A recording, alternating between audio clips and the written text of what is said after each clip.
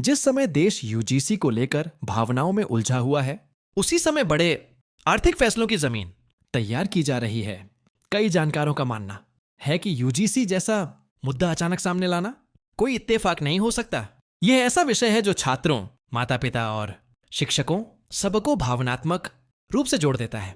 ध्यान इधर चला जाता है, सवाल उधर से हट जाते हैं, और इसी ध्यान भटकाने के बीच फ्री ट्रेड एग्रीमेंट यानी एफटीए जैसे समझौते धीरे धीरे लागू किए जाते हैं। जब जनता यूजीसी के सिलेबस पर बहस कर रही होती है, तब एफटीए की शर्तें बिना शोर के तय की जाती हैं। विदेशी कंपनियों को छूट मिलती है, घरेलू किसान और छोटे व्यापारी पीछे छूट जाते हैं।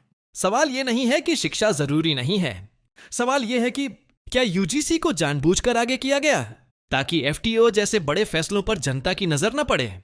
अगर लोग एक मुद्दे में उलझे रहें तो दूसरे मुद्दे बिना विरोध के पास हो जाते हैं। यही वजह है कि आज जरूरत है हर खबर को अलग अलग नहीं बल्कि जोड़कर देखने की, क्योंकि अगर हम सिर्फ दिखाए गए मुद्दों पर ही बहस करते रहेंगे तो असली फैसले चुपचाप लागू होते रहेंगे। आजकल देश में लगातार ऐसे विवाद सामने आ रहे हैं जो लोगों का ध्यान भावनाओं की तरफ खींच लेते हैं। कभी शिक्षा से जुड़ा मुद्दा, कभी आस्था से जुड़ी बहस, और कभी किसी परंपरा को लेकर विवाद। सोशल मीडिया से लेकर टीवी डिबेट तक हर जगह शोर ही शोर है। लेकिन इसी शोर के बीच एक बड़ा सवाल दब जाता है, क्या हम जिन मुद्दों पर रोज लड़ रहे हैं वही असली मुद्दे हैं? जब देश का ध्यान भावनात्मक बहसों में उलझा होता है, उसी दौरान सरकारें चुपचाप बड़े आर्थिक फैसले लेती हैं। विदेशी देशों के साथ समझौते होते हैं जिन्हें फ्री ट्रेड एग्रीमेंट कहा जाता है। फ्री ट्रेड एग्रीमेंट के तहत विदेशी कंपनियों को भारतीय बाजार में ज्यादा छूट मिलती है, टैक्स कम होते हैं, नियम आसान होते हैं, और धीरे धीरे देश की अर्थव्यवस्था पर उनका प्रभाव बढ़ता जाता है। सवाल यह नहीं है कि फ्री ट्रेड एग्रीमेंट सही है या गलत, सवाल यह है कि इन समझौतों की शर्तों पर खुली बहस क्यों नहीं होती। खेती, छोटे व्यापारी और अब डेटा ऑफ आर्टिफिशियल इंटेलिजेंस जैसे संवेदनशील क्षेत्रों पर भी विदेशी कंपनियों की पकड़ मजबूत होती जा रही है।